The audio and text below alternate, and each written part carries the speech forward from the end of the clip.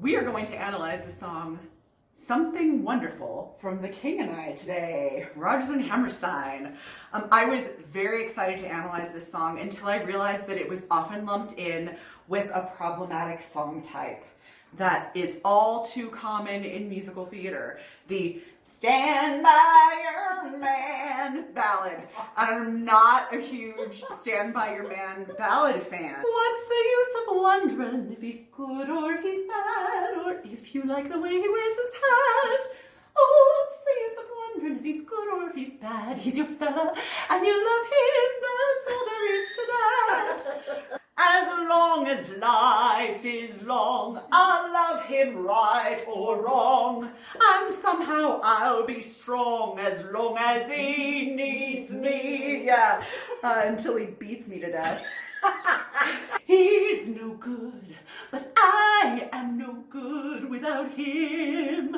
Again, beaten women, not the greatest story to tell in terms of our continued devotion to the abuser. Fortunately, however, the musical The King and I, in Something Wonderful, I think it's actually quite different than that. It doesn't get deeply into this sort of crazed place of devotion beyond devotion. It actually says, like, what can I do to make my circumstances better? How can I be supportive of this man who may be flawed, but deserves my devotion nonetheless? I think the reason, in part, that this musical does this more successfully is because, first of all, the original source of the musical The King and I was Anna Leon Owens, who was a real-life woman who in the 1860s actually did travel from England to Siam at the time, which is now Thailand, to teach the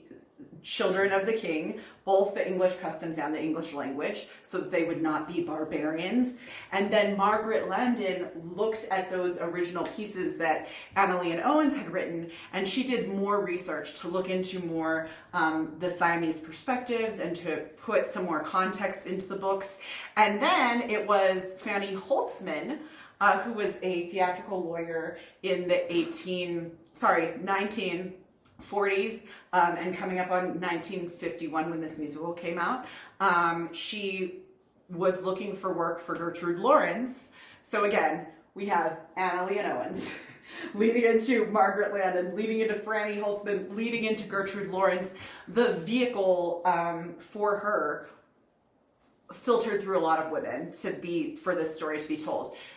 So even though it is written with lyrics by Oscar Hammerstein and the book by Oscar Hammerstein and music by Richard Rodgers, there are a lot of female components going into the storytelling. Really interesting legacy for a musical, especially that early on, right? It's kind of remarkable. Yeah. Though the musical is pretty progressive in terms of the feminist aspect, it is not as progressive with the racial aspect. It certainly wasn't the case in 1951. When Something Wonderful in The King and I was first performed, it would have been presented by a white actress, Dorothy Sarnoff. Although in more recent revivals, especially in the 2015 revival, we have the Tony-winning performance of Ruthie Ann Miles, who is Asian, thankfully. So hopefully this piece will continue to be performed by Asian performers ongoingly. One of the things that's exciting about studying The King and I is that Richard Rodgers actually wrote a lot himself about his compositional processes. There's a lot of documentation from music historians about how those pieces were put together, but this particular passage is from Musical Stages, which is Richard Rodgers' autobiography. And I think this is telling for how he approached making a sound that was Asian, but not fully Asian. So he writes, "In composing the score, I followed my usual custom of writing the best music I could for the characters and situations, without slavishly trying to imitate the music of the locale in which the story was set. Not only would I have been incapable of creating anything authentically Siamese, but even if I could, I wouldn't have done it. Western audiences are not attuned to the sounds of tinkling bells, high nasal strings, and percussive gongs, and would not find this music attractive. If a composer is to reach his audience emotionally, and surely that's what theater music is all about, he must reach the people through sounds they can relate to. I have always compared my approach to this particular score to the way an American painter like Grant Wood might put his impressions of Bangkok on canvas. It would look like Siam, but like Siam as seen through the eyes of an American artist. Any other approach would be false and self-defeating. So looking at his tonal language, first of all, Richard Rodgers, one of the concepts he used repeatedly in the score was an open fifth sound, because that sounded very Asian to him. So the beginning of this song sounds like this.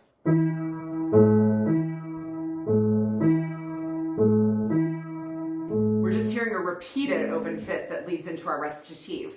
Interestingly, another thing he emphasized was the idea of, it's a raised fourth scale degree, or Lydian Lydian mode. It's like as if we're building on the fourth scale degree to make the mode. The raised fourth creates sort of a sense of tension, but also to him it sounded somewhat Asian. So can you play the beginning so we can hear what that sounds like?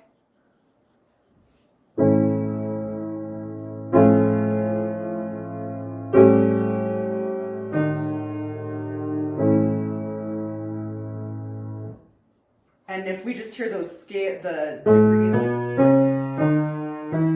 So it's that raised fourth dun, dun, dun, dun, that gives us that, it gives us a sense of tension, but it also, for him, it was like this Asian component. And that comes up throughout the song, right? All over. And he has also the use of the descending seventh, which is really that raised fourth. So when we start in that A section,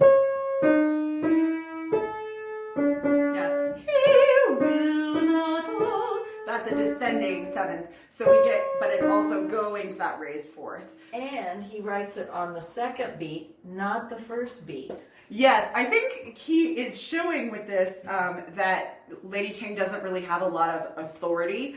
She's having to respond to what's happening instead of being the one that's driving the action. So we hear that he will not always say beat what you. So she's always coming on the second beat as a response to what's happening. She's very controlled and subdued. In her world. She has power, but it's within that little world. This beginning, now, I always like to look at the music and the tonality, especially with this piece, as like what is the unifying thing for the score as a whole, and in particular with these was with the Asian characters. They're really elaborating on this idea of the open fifths and the Lydian mode. And they use some rhythmic things and tinkling and instrumentation, obviously, to insinuate the Asian sound. And rolled chords. Rolled chords, yes, a lot of rolled chords in the Asian sections. And a lot of like expanding, powerful sound to affect the idea of the royalty that we're seeing as well. But I also like to look at the text in isolation, because we have a tendency with songs that are super famous like this to sort of lump the two together and not break them down. Let's break down the words themselves for a second. In this recitative section, so this opening more spoken style section, we have, "This is a man who thinks with his heart. His heart is not always wise." We found this already amazing. Like, those lyrics are incredibly interesting and complicated. We were talking about how in the contemporary time, in 2021, do we describe men as thinking with their heart? And in particular, would you describe a politician as thinking with his heart? Somebody that has power. Yeah. Would you, I think the idea is almost like thinking with your heart is almost looked down upon. Like, women are emotional thinkers. This is like a bad thing. Instead of actually valuing, he thinks emotionally, and that can be of value. But then she goes on, his heart is not always wise. It's really fascinating and complex. This is a man who stumbles and falls, but this is a man who tries. So that's a little bit more generic, like we all make mistakes, but he's making an effort. This is a man you'll forgive and forgive. So now she's speaking directly to Anna, remember? She's telling her, how can I tell you this? How can I convince you to go and speak to the king? This is a man you'll forgive and help and protect as long as you live. Now, this is an incredibly powerful lyric to give a woman, especially an Asian one, especially in 1860, right? That she's helping and protecting the king. It's fascinating too that all of the beginning of this is This is a man who thinks with his heart is not always wise. This is a man who stumbles and falls, and this is a man who tries. All on the same pitch. And then at the end, you'll forgive and help and protect as long as you live. And we move up into this new place where the refrain emerges from. So in terms of form, we have this recit section. It then goes into he will not always say, which is our first A section that gets repeated a couple times. Once she begins the refrain, the piano or the orchestration leads us in first, and it's pretty expansive. She talked about the rolled chords, which is sort of powerful. It also sounds quite a bit like the song Climb Every Mountain from The Sound of Music. It is the song also sung by that all-knowing, like, important woman of the story. And she is, interestingly, in that musical and this one, this is the refrain that comes back at the very end of the show. It's the melody that returns for us to lead into the conclusion, where we're saying there's going to be some sense of something better, right? So the king dies and we hear something wonderful again, like he was a wonderful man. Or in The Sound of Music, similarly, we hear climb every mountain. The Von Traps are hopefully going to escape from the Nazis. So there's this expansive sort of theme and a grandeur to it. Can we hear that strident section? So she sings, as long as you live. And we have...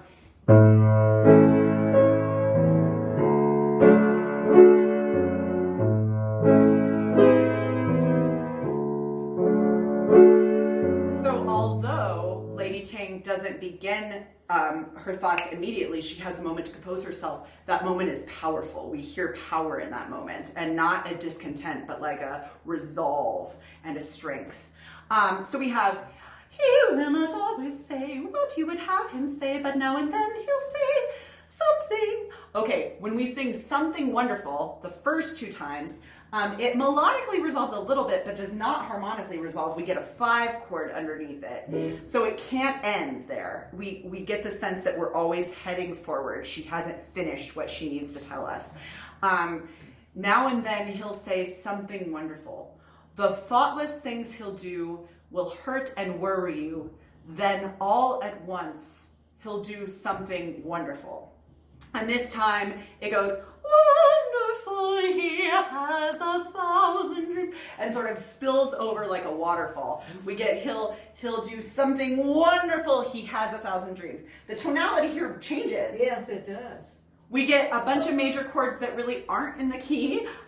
We don't really get a tonal center, we don't think, but we move out of what we've been in for he has 1,000 dreams that won't come true. Fascinating language, because it's not that might not come true, it's that won't come true. Like, she knows there are things that he hopes for, they're not going to happen.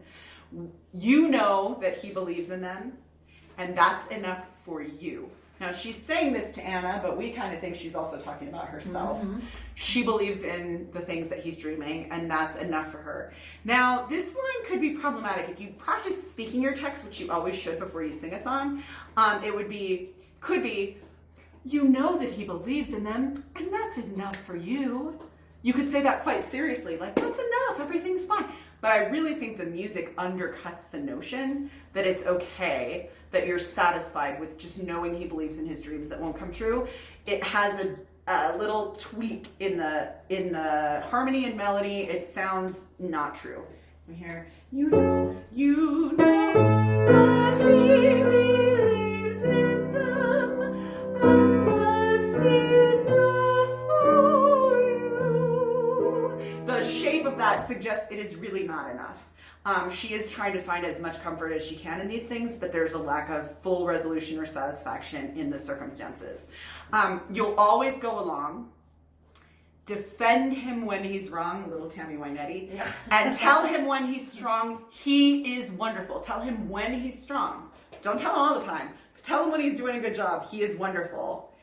He'll always need your love. And here, Rodgers does something fascinating.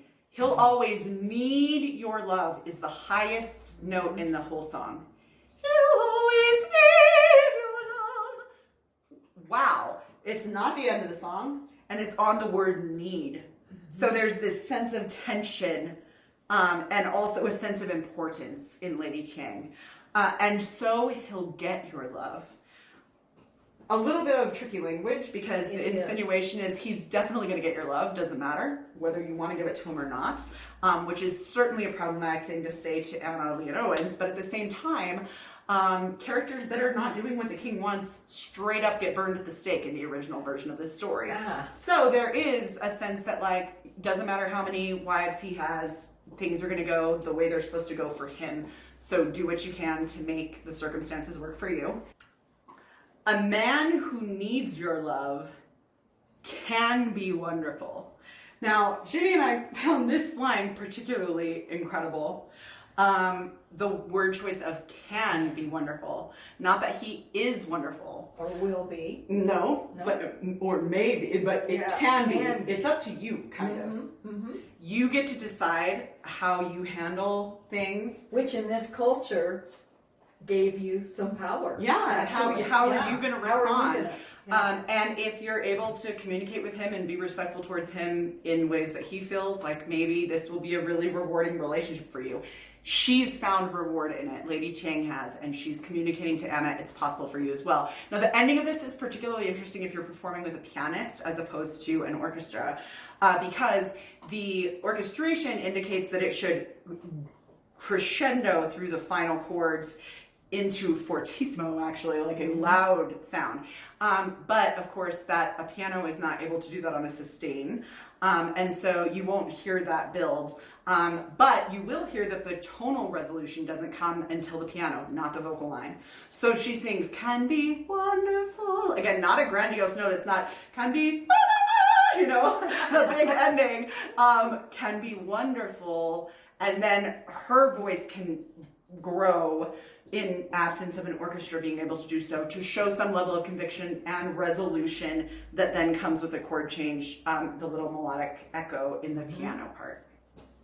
So we're going to try to give you all of those beautiful things at one time. Interestingly, I've actually played the role of Anna in The King and I, but never Lady Chang. I went and auditioned because I'm a quarter Japanese. I thought they might have trouble finding Asian people, but I got cast as Anna in the Utah Dinner Theater's production of The King and I. Long time ago. Oh, well. It was the 50th anniversary. It was 2001, I think, the 50th anniversary of The King and I. Oh, of The King and I. Oh, God. So this is Something Wonderful, sung by Lady Chang. It's written by Rodgers and Hammerstein.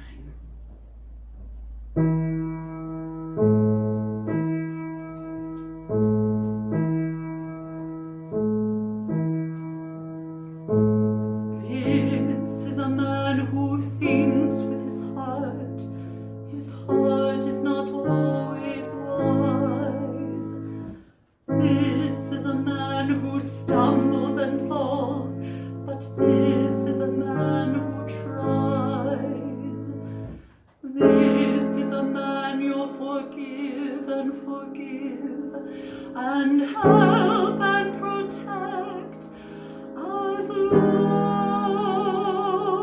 as you live.